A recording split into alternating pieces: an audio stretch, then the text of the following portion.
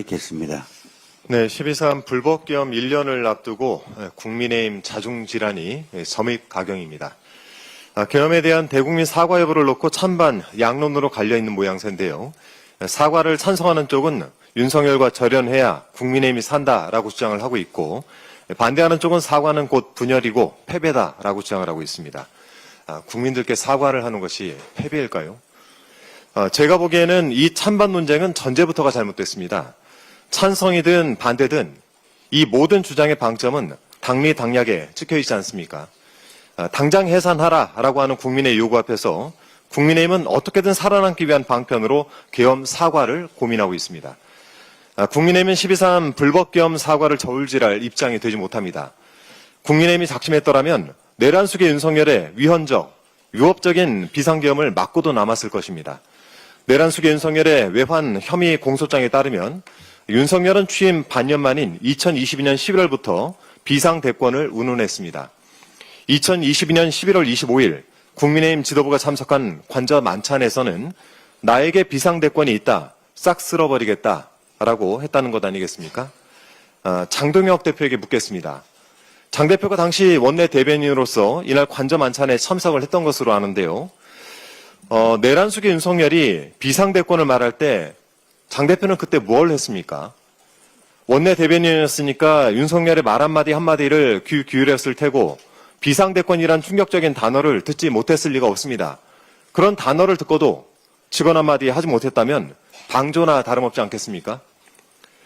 그 후로 비상대권이란 용어는 내란 속의 윤석열의 입에서 끊임없이 튀어나옵니다. 2024년 3월 말에서 4월 초경 대통령 안가에서 신원식 전 안보실장과 조태용 전 국정원장 등과 식사를 할 때 윤석열은 비상대권밖에 방법이 없다라고 말했습니다. 또 지난해 11월 30일 그날 밤 관저에서 김용현 전 장관 등에게 헌법상 비상조치권, 비상대권을 써야 이 난국을 해결할 수 있다라고 말했다고 합니다.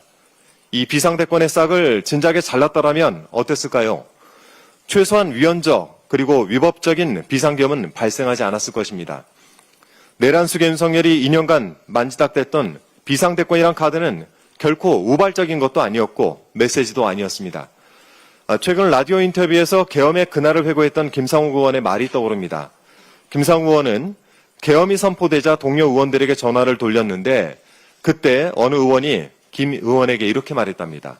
당장 나와라. 거기 있으면 죽는다. 대체 국민의힘은 본회의장에 있으면 죽는다라는 것을 어떻게 알았습니까? 한 목숨 부지하기 위해서 본회의장이 아니라 당사로 달려갔을 국민의힘, 이제는 계엄 사과를 놓고 득실을 따지고 있습니다. 이러니까 국민께서 국민의힘을 구제불능이라고 보는 것 아니겠습니까?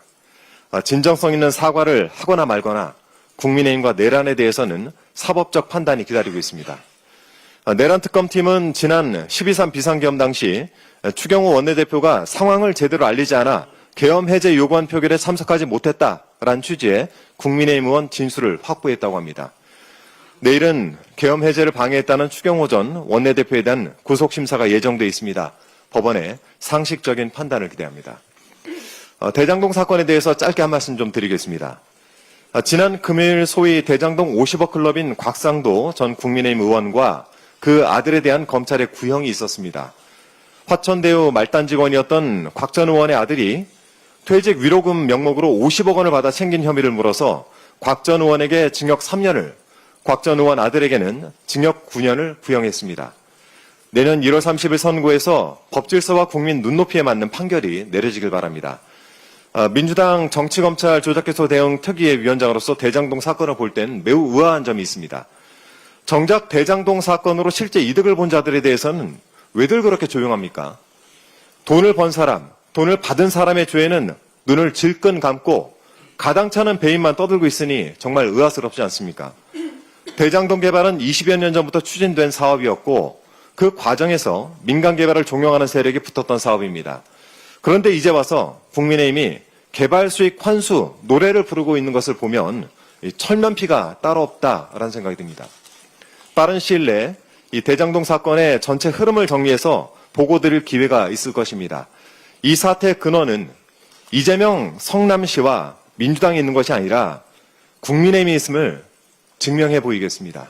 이상입니다. 그리고 앞서 전현희 최고께서도 말씀을 하셨는데 저 역시 오늘 최고위가 마지막 최고위가 될 것 같습니다.